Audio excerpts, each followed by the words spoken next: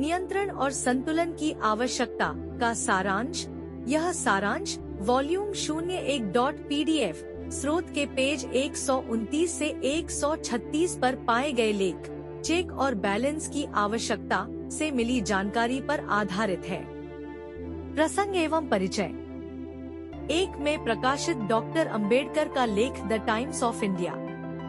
1953 में भारत में भाषाई राज्य बनाने के निहितार्थों की पड़ताल की गई, विशेष रूप से संभावित नकारात्मक पहलुओं के बारे में चिंताओं को संबोधित करते हुए। 2 लेख की शुरुआत इस बात से होती है कि 150 वर्षों से अधिक समय तक भारत पर शासन करने के बावजूद अंग्रेजों ने सांस्कृतिक विचारों पर प्रशासनिक स्थिरता को प्राथमिकता देते हुए भाषाई राज्यों की स्थापना नहीं की।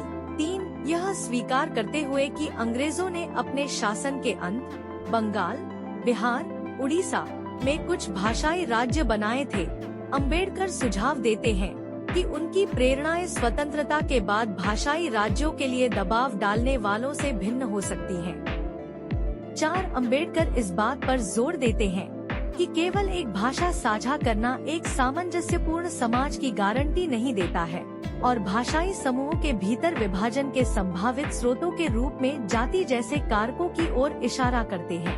व्यवहार्य भाषाई राज्यों के लिए शर्तें। 5 अंबेडकर का तर्क है कि भाषाई राज्य की स्थापना से पहले 3 प्रमुख शर्तें पूरी की जानी चाहिए। व्यवहार्यता, सत्ता का दुरुपयोग करने वाले सांप्रदायिक बहुमत के खिलाफ सुरक्षा उपाय और राष्ट्रीय भाषा के प्रति प्रतिबद्धता। 6 वह व्यवहार्य राज्यों के महत्व पर जोर देते हैं जो वित्तीय और प्रशासनिक रूप से खुद का समर्थन करने में सक्षम हैं, जो संविधान के प्रारूपण के दौरान भारतीय राज्यों के विलय के लिए उपयोग किए गए मानदंडों के समानांतर है।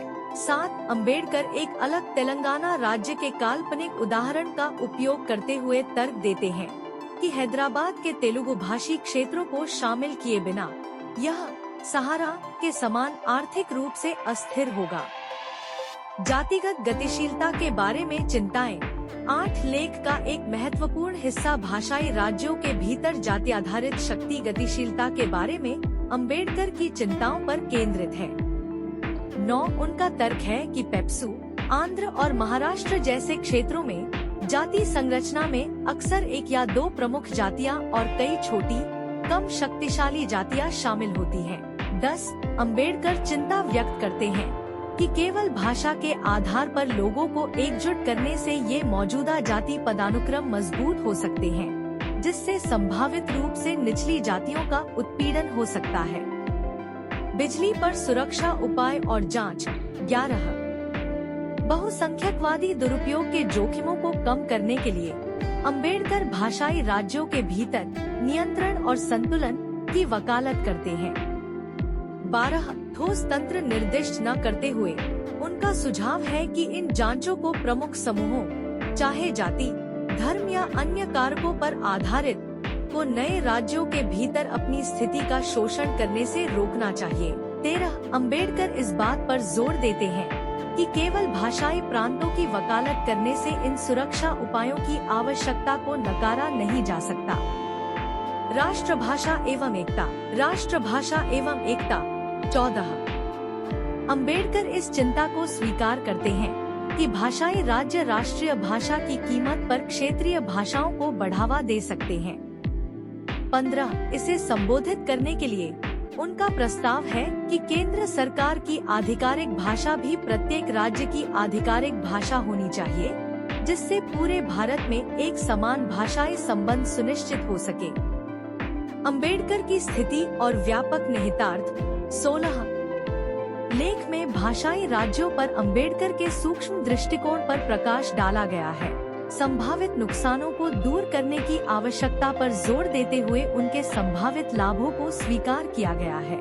17 जाति की गतिशीलता के बारे में उनकी चिंताएं उनके जीवन के अनुभवों और उनकी समझ से उपजी है कि राजनीतिक संरचनाओं के माध्यम से सामाजिक पदानुक्रम को कैसे मजबूत किया जा सकता है।